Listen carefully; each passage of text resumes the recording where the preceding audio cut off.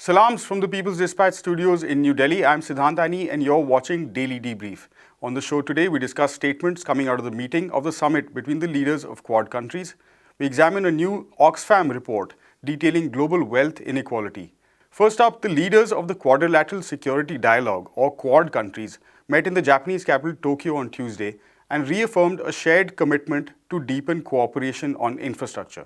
India's Prime Minister Narendra Modi participated in the second in-person Quad summit, along with host Fumio Kishida of Japan, Australia's newly elected Prime Minister Anthony Albanese, and of course US President Joe Biden. The joint statement coming out of Tokyo, though, was vague, perhaps deliberately so. It reiterated, I quote, a commitment to a free, open, and inclusive Indo Pacific and the importance of upholding the principles of sovereignty, territorial integrity, and peaceful resolution of disputes, and the stated intention to extend more than US $50 billion in infrastructure assistance and investment in the region. The summit, however, has done little to qualify the role or value of the quadrilateral, beyond existing as a loose bloc to counter China. I spoke earlier to Anish, who perhaps understands the underlying motives a little better. Anish, all kinds of drama unfolding today. We're getting reports coming in from the meeting of the Quad leaders, which of course is India, Australia, the US, and Japan, talking about large amounts of investment to develop infrastructure in the region. We also had reports of Chinese and Russian flights flying over very close to Japan where the meeting was happening. So it's all happening in that part of the world today. What are reports telling you, though, in concrete terms about what the Quad leaders are discussing in terms of what this alliance will actually is meant to do and what they will seek to achieve? Yeah, so the central focus of the meeting today, which is like the fourth one I've had since last year, is China. It's pretty much China. If you look at what Biden has been talking about before the meeting, he was on a couple of days trip to South Korea and Japan, holding bilateral meetings with his counterparts in those countries. And I mean, like yesterday, we saw the whole Taiwan statement being said, and the indications were quite clear where this whole meeting is going towards. Anthony Albanese, he's the newly elected Prime Minister that we also spoke about yesterday of Australia. Right before the campaign, like right before he was elected, during the whole campaign season, his party has been leading a very anti-China rhetoric against the conservative government, who was also repeating the same anti-China rhetoric. So it was kind of like the China bashing election season in Australia as well. And they were focusing on the Solomon Islands quite a bit. We have also spoken about that. And to add to that, you have a certain attempt to make the Quad a thing, because there have been, we saw it during the whole Ukraine crisis, how India was the weak link in the Quad, and for very valid reasons from India's part, as considering its own national interest. So in those cases, we are seeing the other three countries trying to make concessions so that India can be there. Specifically, India cannot be the weakest link in this whole alliance when it comes to China.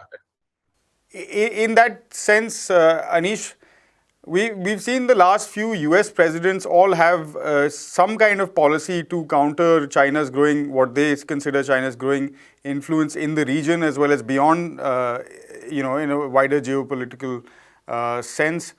What is likely to be Biden's plan and programs that he will implement from there on? It is very difficult to say. Obviously, they will never name China directly, because that is something that even we've seen that in the previous meetings as well, when statements were made about the supposedly open and free Indo-Pacific. China was the target, but it was not mentioned. So we are not very clear how things are going to take shape. But the point here is they're trying to create and exploit tensions that have grown between these countries with respect to China.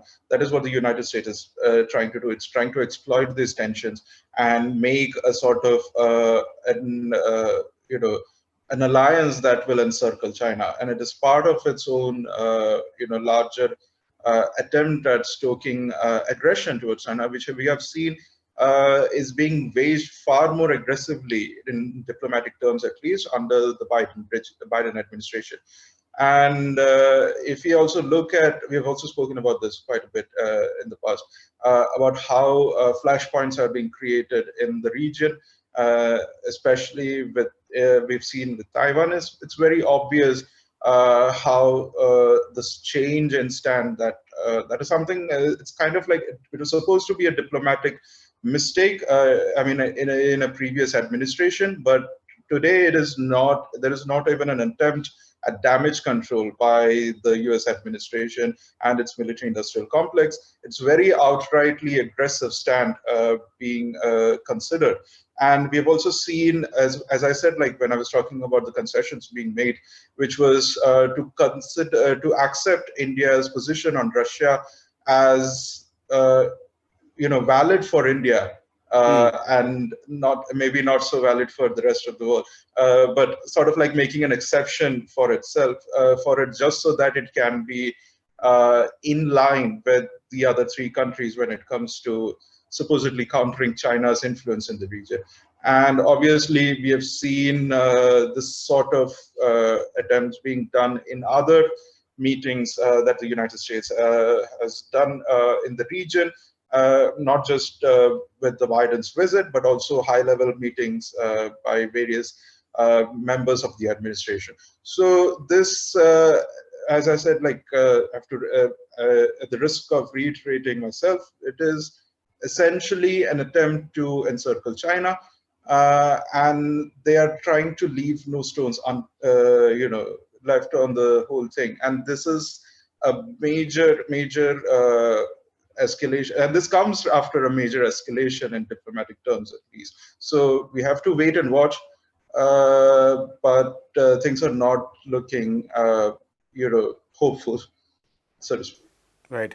Diplomatic pressure that in fact went as far as a diplomatic boycott, whatever that means, of the Beijing Olympic Games even. So a policy that's kind of quite overarching in that sense, going not only, including not only the military industrial complex, but a lot of aspects of big business and of course Washington DC. Thanks very much for that, Anish.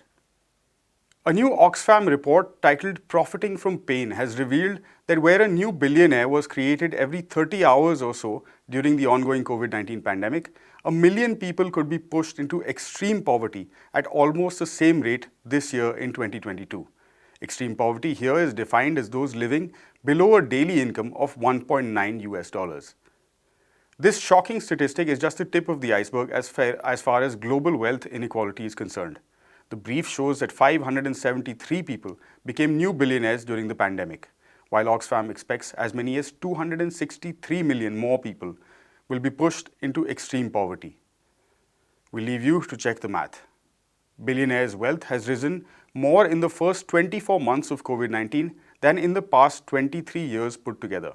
The total wealth of the world's billionaires is now equivalent to almost 14% of global GDP, up 3 times since the beginning of the millennium. This underlines the fact that while the resources exist to counter extreme poverty, the will does not. The report has been published as the world's richest meet at the World Economic Forum in Davos to celebrate the gains from crisis capitalism. I spoke to Abdul earlier via video conference about remedies being proposed in the report and how the global elite are likely to respond. Abdul, good to see you as always. First question, the authors of the report, Oxfam, have suggested some remedies that can address this, the rapidly increasing gap in wealth that we are seeing in the world today. Can you talk us through some of those, please? Well, Siddhant, most of the remedies they have suggested are well known. They are there in the public discourse for quite long time. And different political groups, particularly the left-oriented groups, have been saying this for many years now. So one of the things is, of course, they're saying that since most of this wealth, the increase is basically crisis-induced. That there are companies, there are corporations which basically are making profit out of people's misery. Yeah. So there should be some kind of restriction on such practices introduced by the governments, of course, respective governments. That the government should try to kind of put a cap on the profits they can make, and so on and so forth. So how they will do it? Of course, there can be emergency laws which can say that during a pandemic and so on and so forth, the people, the companies or the corporations who are producing medicine will not charge more than this, then cannot have profit more than that. Apart from that, they are also suggesting the wealth tax, which is again a well-known thing, that those who have a wealth above a particular level, the respective government should try to impose a level of tax on them, and kind of use that money.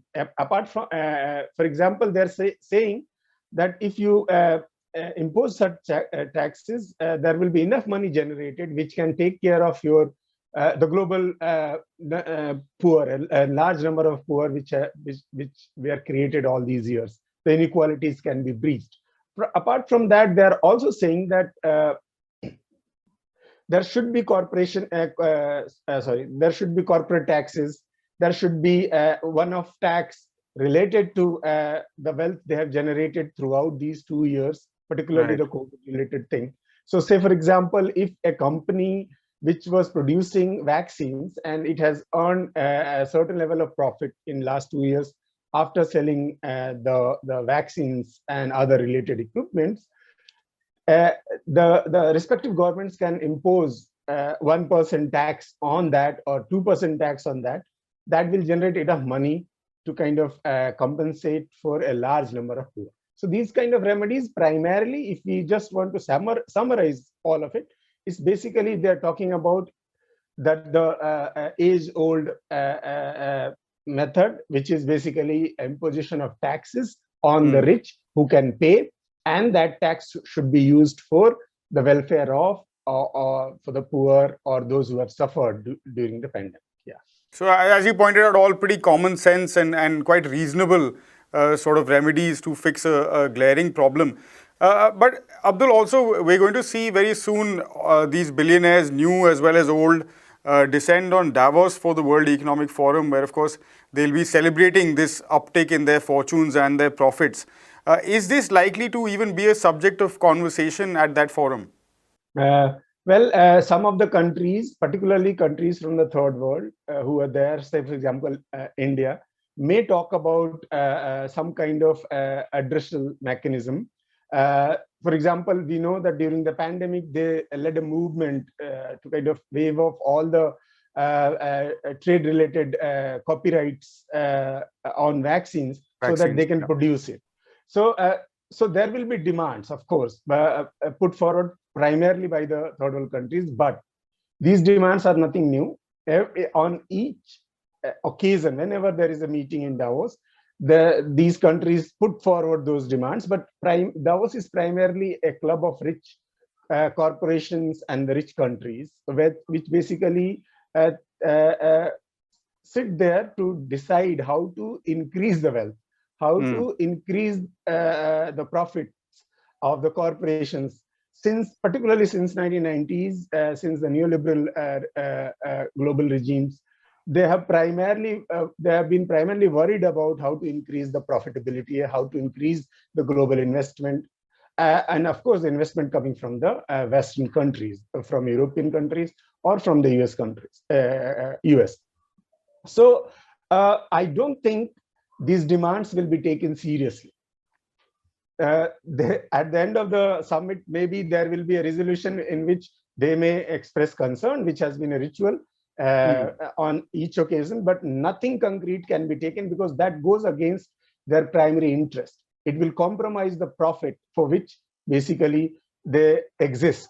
That's how the corporations operate. So us expecting something concrete coming out from the Davos on the issues of inequalities, on the issue of poverty, and so on and so forth, I think that will be too naive at this moment. Right. All right. Thanks so much for that update, Abdul.